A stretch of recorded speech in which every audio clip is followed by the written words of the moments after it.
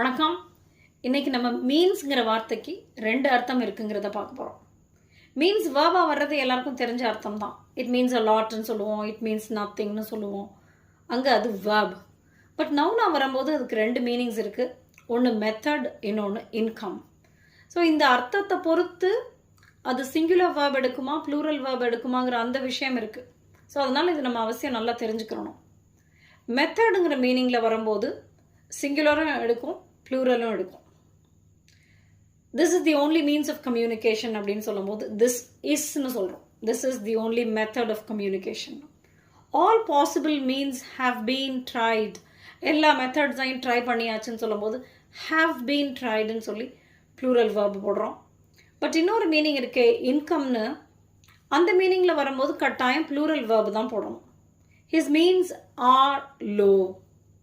மீன்ஸை எடுத்துகிட்டு நம்ம இன்கம்ங்கிற வேர்டை போட்டோம்னா அப்போ நம்ம இஸ் தான் போடுவோம். His income is low. இந்த அர்த்தத்திலேயே நம்ம வேறு சில எக்ஸ்பிரஷன்ஸ் கூட சொல்லுவோம். He is a man of means. He is a man of மீன்ஸ்னா ஹீ இஸ் ரிச் மேனுன்னு அர்த்தம். To live beyond your means, to live within your means, அதெல்லாம் என்ன அர்த்தம்? வருமானத்துக்கு மீறி செலவு செய்கிறது, வருமானத்துக்குள்ளே செலவு செய்கிறது. ஓகே.